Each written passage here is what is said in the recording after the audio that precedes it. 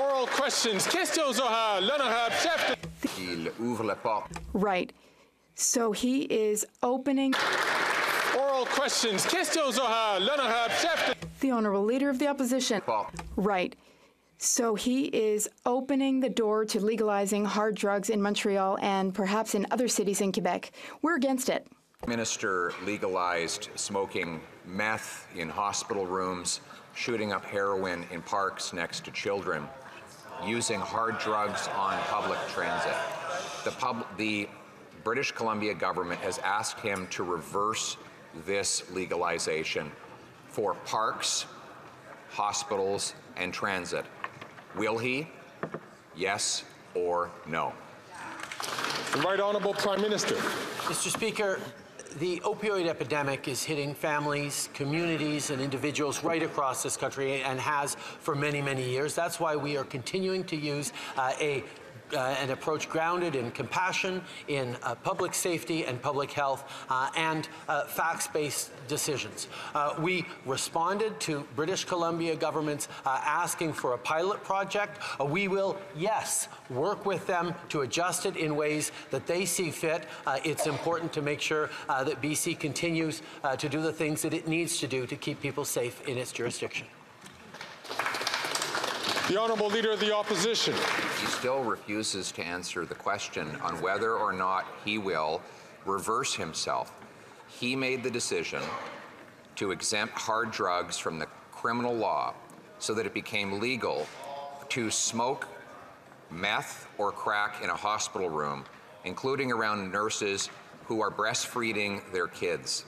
This has caused chaos, and 6 British Columbians are dying every day that he delays. So will he announce that as of today, he's changed his mind and he's reversing his legalization of hard drugs in BC? Yes or no?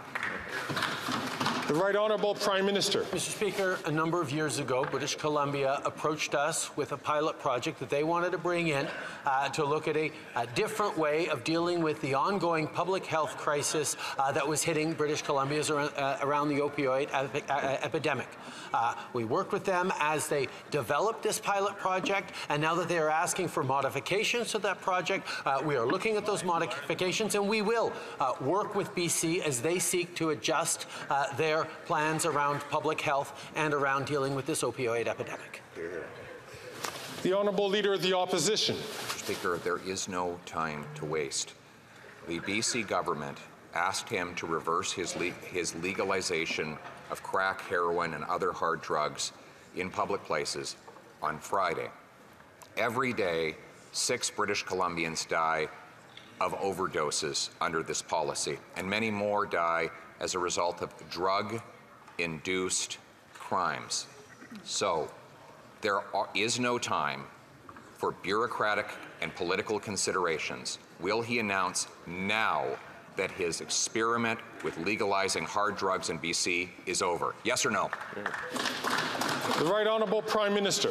Mr. Speaker, you will understand if I take it with a little skepticism when the Leader of the Opposition says this is not about politics, because he has been the one that has been pointing out vulnerable people and trying to pursue ideological aims on this ongoing public health crisis. We have consistently stepped up to work with provinces, with municipalities, with jurisdictions, indeed, including by moving forward with British Columbia as they wanted to try a pilot project that we are working with them to adjust in ways that make sense. We understand the urgency and we will act. The Honourable Member for Belleuil-Chambly. The Honourable Leader of the Opposition. The decision is on his desk to reverse the legalization of hard drugs in British Columbia. The BC government has admitted that it was wrong.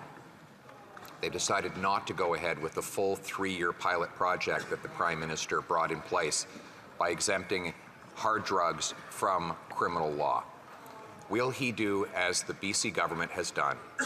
Admit he was wrong today so we can start saving lives. The Right Honourable Prime Minister. Mr. Speaker, from the beginning, we've been there to work on an evidence-based, science-based, compassionate public health approach to the opioid epidemic, and that included responding to BC's request for a pilot program. Now that they are asking to adjust this pilot program, we will work with them to adjust it in ways that make sense for them. But given the new, more reasonable tone of the Leader of the Opposition, I wonder if he might take this opportunity to reassure Canadians that he does not support extremist white nationalist organizations like Diagolung, nor wants their votes. The Honourable Leader of the Opposition. Mr. Speaker, that is false. And furthermore, there are 6 people dying every day in British Columbia. There is a 380% increase in overdose deaths in that province under this Prime Minister's legalization and subsidization of hard drugs. Enough trying to score political points over the issue. Do the right thing. It is on his desk. Will he announce today that he has changed his mind and reversed legalization of hard drugs? Yes or no? The Right Honourable Prime Minister. Yes, Mr. Speaker. As I said, we're working with British Columbia to adjust their parameters and their desires around the pilot project. We will always be there to work in order to keep Canadians safe. At the same time, I will point out that the Leader of the Opposition refuses to say a simple thing, that he condemns Diagolung because they are a white nationalist violent organization, that he rejects the endorsement of Alex Jones, an extremist conspiracy theorist who denied the deaths of 20 kids at Sandy Hook. These are things that concern Canadians that he should also answer for. The Honourable Leader of the Opposition. Speaker, this is the Prime Minister who has to answer for the people who are dying every day due to his policies. And worse still, he's now considering decriminalizing hard drugs in Toronto. The City Hall has made a formal request for him to use powers under the Controlled Drugs and Substances Act to do in Canada's biggest city what he already did in British Columbia. Today, I wrote him a letter asking him to change his mind and reverse his position and make clear that he will not legalize hard drugs on buses and in hospitals in Toronto. The Right Honourable Prime Minister. Mr. Speaker, unfortunately, we see fear-mongering going on by the Leader of the Opposition right now. I will recall for people that a number of years ago, the City of Vancouver approached us with a desire to decriminalize in their city, and we said, no, we would not do that for Vancouver. We work with provinces and public health systems. That is why we moved forward with British Columbia on a pilot project they wanted. In regards to any other province, whether it be Quebec or Ontario or anywhere else, we will work with the governments in place on proposals they may or may not have to deal with the opioid epidemic. That's all. The Honourable Leader of the Opposition. You still won't clearly answer the question, Mr. Speaker, which is doubly concerning because Toronto has been overtaken by crime and chaos since he brought in the catch and release policies under Bill C-75, C-5, and C-83. Violent crime is up 40%. We just heard the tragic story on Monday of a liquor store robber crashing into a family, tragically killing a grandparents and a precious child. The assailant was out on bail. Will he repeal catch and release?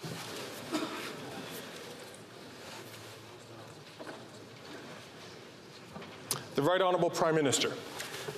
Mr. Speaker, I believe if you or other parliamentarians or indeed Canadians look at the transcripts of these questions and answers, they will see that I actually did answer the questions the Leader of the Opposition posed to me in terms of how we were going to work with British Columbia and how we would work with any province that came forward with positions to try and help with the opioid epidemic, and we would examine those on their merits. But the Leader of the Opposition has not answered Canadians' concerns about why he will not condemn Diagolung, the far-right extremist organization, why he will not reject the endorsement of Alex Jones, noted conspiracy theorist. The Honourable Leader of the Opposition.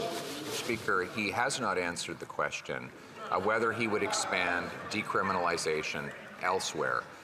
He's using vague references to jurisdictions, but it's his jurisdiction alone to grant exemptions under the Controlled Drug and Substances Act. So, will he admit that his real plan is to take the decriminalization of hard drugs that he imposed on British Columbia and do that in all the provinces and territories across the country? The Right Honourable Prime Minister.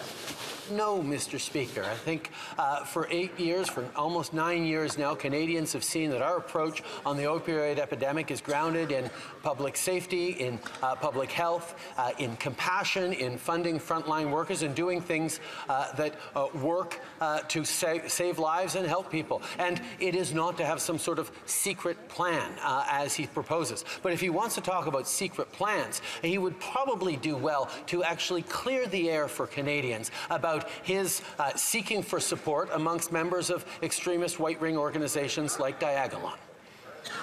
The Honourable Leader of the Opposition. Mr. Speaker, that is again false, but the government is now suddenly and only partially changing its message on decriminalization. The Prime Minister's Minister of Addictions is out now saying she's waiting for more information from British Columbia on its request to recriminalize crack, heroin, meth, and other hard drugs in hospitals, transit, and parks. Mr. Speaker, there are 6 people dying every single day. What more information does he need? The Right Honourable Prime Minister. Mr. Speaker, there are dozens of people dying every day in provinces right across this country from the opioid epidemic. We could talk about the challenges faced in Alberta. We could talk about the challenges faced in Ontario. We could talk about the challenges faced right across the country. And different provinces and jurisdictions have different approaches. Some work better, some haven't worked as well. We will continue to be there in a thoughtful, compassionate, rigorous, science-based way to work with jurisdictions on directions that work best for them and adjust those proposals and those responses as necessary. That's what a responsible government does. L'honorable député de Belleuil. The Honourable Member for Belleuil-Chambly. In Canada's biggest city, gun crime is up 66%. It's 100% nationwide. I just shared the tragic story of someone out on bail slamming his car into an innocent family. 2 wonderful grandparents dead. A beautiful baby dead. He was out on bail under the Prime Minister's catch and release C-75. How many more will have to die before he repeals catch and release and brings jail, not bail, for repeat offenders? The Right Honourable Prime Minister. Mr. Speaker, I will highlight that we worked with provinces, including many provincial Conservative leaders across this country, to bring in bail reform. We'll continue to work on things that are keeping Canadians safe. At the same time, the leader opposite talked about gun crime. Well, we move forward with some of the strongest measures on gun control that this country has ever seen. A freeze on the purchase of handguns, a total ban on assault-style weapons that has been in place for 4 years. These are the kinds of things that the Conservative Party and its leader have consistently stood against, even as we move to make our communities even safer. The Honourable Leader of the Opposition. He mentioned all these guns that he claims to have banned and promised to seize 4 years and $40 million ago. How many has he seized? The Right Honourable Prime Minister. Mr. Speaker, there are thousands of different types of assault-style weapons that for the past 4 years have been rendered illegal to sell, illegal to buy, and illegal to use, including at a gun range. Mr. Speaker, we are now working on a program to allow those owners to sell them back to the government for them to be destroyed and get money so they can go buy other guns or other products if they want to that will be legal. This is about fairness, even as we move to keep Canadians safe. Unfortunately, the Leader of the Opposition wants to make those assault weapons legal again. The Honourable Leader of the Opposition. All those weapons are still legal, Mr. Speaker. You can still own them. The Prime Minister says he's going to seize them. He's going to buy them. He spent $40 million doing that. So I'm going to ask again, how many guns has he bought Just the number. The Right Honourable Prime Minister. Mr. Speaker, as the Leader of the Opposition knows, we are in the process of establishing that buyback program. The priority was making sure that those guns were no longer available to buy, to sell, to bequeath, or to use, Mr. Speaker, and that has been the case for 4 years. Now, what the Leader of the Opposition is conveniently refusing to opine on is the fact that he has committed to the gun lobby across this country that he would reverse the 2020 OIC that banned those assault-style weapons. He wants to bring those assault-style weapons back, or he can contradict me right here. The Honourable Leader of the Opposition. I will contradict him because they're not banned right now. It's perfectly legal for people to possess those guns. They are easy to possess, and not one of them has been the answer to the question, is that he has not seized a single solitary one of them. He's spent 40 million tax dollars that could have secured our ports and our borders, and he hasn't taken in a single solitary gun. Is that why gun crime has risen by 100% since he became Prime Minister 9 years ago? The Right Honourable Prime Minister. I will note, as did everyone in this chamber, that the Leader of the Opposition did not deny that he will be reversing the ban on assault-style weapons. He doesn't even think it exists right now. Well, Mr. Speaker, it does exist right now. It is illegal to buy, sell, or use any of those weapons. When the amnesty ends next year, it will be illegal to own them as well. We're giving an opportunity for people to sell them back to the government. That is what we are doing to keep people safe. That is what he will not commit to keeping. The Honourable Member from Nunavut. To you in Nunavut, the Arctic Children and Youth Fund.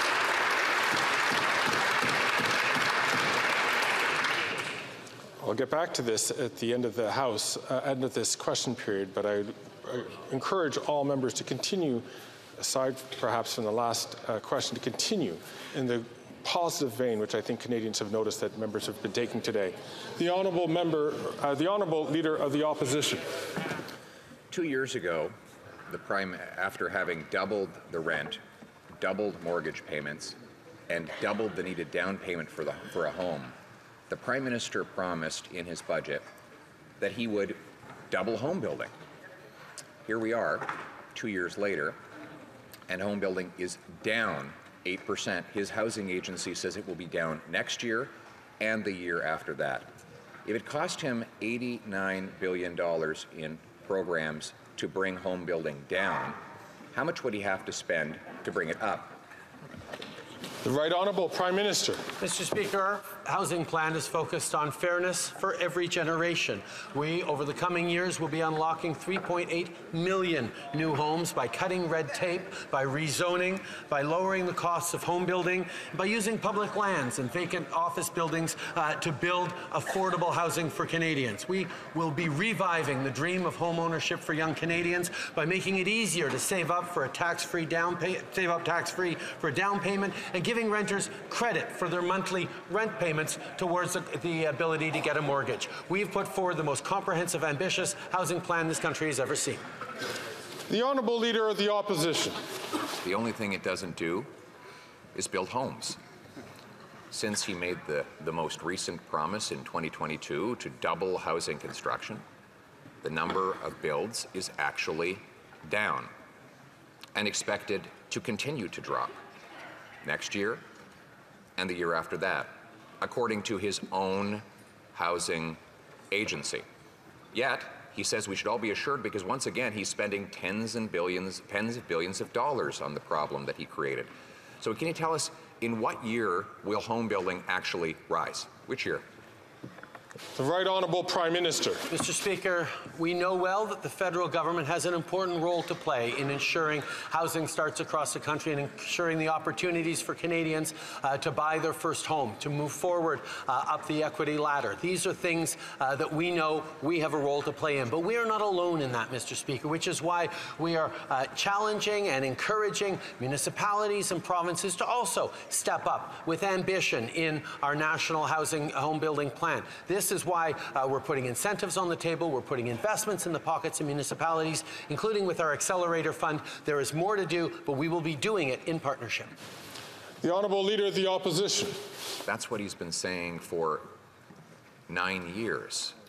And the result has been double the rent, double the mortgage payment, double the down payment.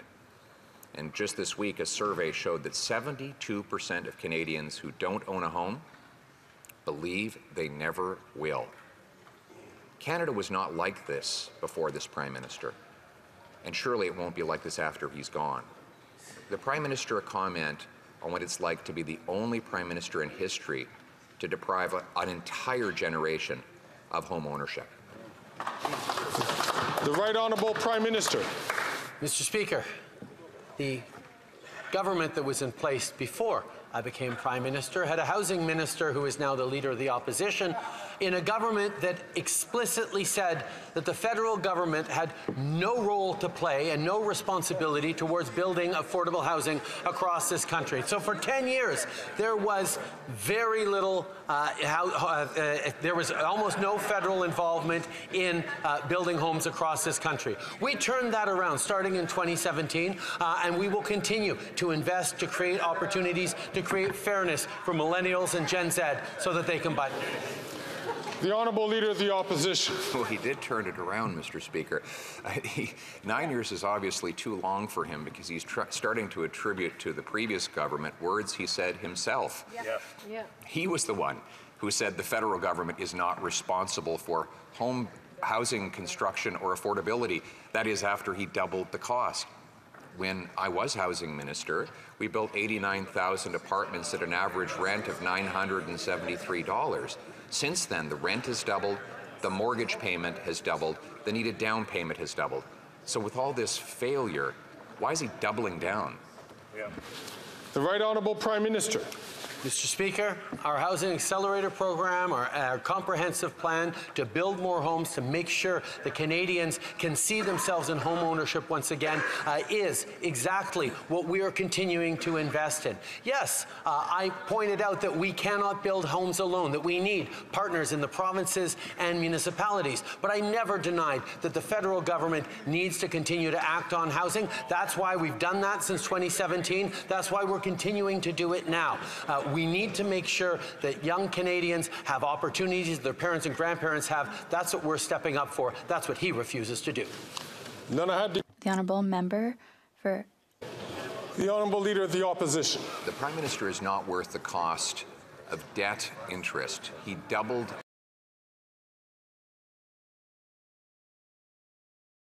our national debt, adding more debt than all previous Prime Ministers combined. And now we learn in his new budget bill that he's going to seek another $300 billion of debt, money that he will borrow out of the economy. That's equal to over 10% of our GDP, which will surely put upward pressure on interest rates. How much will all this government binge borrowing add to the mortgage payment of the average family? The Right Honourable Prime Minister. Mr. Speaker, allow me once again to set the facts straight. Canada has one of the strongest fiscal positions of any country in the world. Certainly the lowest deficit in the G7, the best debt to GDP ratio in the G7, and it's continuing to decrease. And we are the third largest economy in the world with a AAA credit rating, the top credit rating by the agencies that look at fiscal sustainability of governments. All that is on the backdrop of further investments. We're making generational investments to support Canadians. Contrast with the ideology of the Conservatives, which is to leave Canadians to fend for themselves, cuts and austerity. The Honourable Leader of the Opposition. Mr. Speaker, we actually have the highest mortgage debt of any country in the G7, and by far higher as a share of our economy than the Americans had during the mortgage meltdown. Now interest rates are higher and families risk losing their homes. Government deficits push inflation and interest rates higher. That makes the problem worse. So once again, how much will $300 billion of yet more debt add in mortgage payments for the average Canadian family? How much? The Right Honourable Prime Minister. Mr. Speaker, the Leader of the Opposition is mixing different factors that are facing Canadians. Mortgages are high for Canadian families, and therefore the Canadian government is choosing to invest in measures that are going to support Canadian families. I talked to a family from Burlington who actually saw their mortgage mortgage payments go up because of the rise in global interest rates, while at the same time as their child care fees were cut by larger amounts because of investments this government made. We're going to continue to be there for Canadians while the Conservative leader wants cuts. The honourable member from Calgary Skyview. Mr. Speaker. Oops. Okay. I apologize to the Leader of the Opposition. I miscounted in terms of the questions that we're keeping track. The Honourable Leader of the Opposition. Mr. Speaker, inflation and higher interest rates are the costs Canadians pay for the spending that the Prime Minister told them was free. It's not free. Nothing is free. Every dollar he spends comes out of the pockets of Canadians directly through taxes or indirectly through inflation and interest rates. Now he wants to do another $300 billion of binge borrowing. Will he put aside that radical scheme and instead accept my common sense plan to fix the budget with a dollar-for-dollar law so we can bring down interest rates and inflation for Canadians? Here. The Right Honourable Prime Minister. Mr. Speaker, we have been there to invest for Canadians responsibly. We still have one of the top AAA-rated economies in the world. Our fiscal plan is sustainable and responsible. However, the Conservative leader still wants to make cuts to programs, cuts to our military, cuts to the initiatives that are helping Canadians across the country. The things that we are doing are helping Canadians grow for the future in a responsible way, and that's why we're seeing inflation come down and interest rates will be coming down, I am sure, in the coming months. Now it is time to the Honourable Member from Calgary Skyview.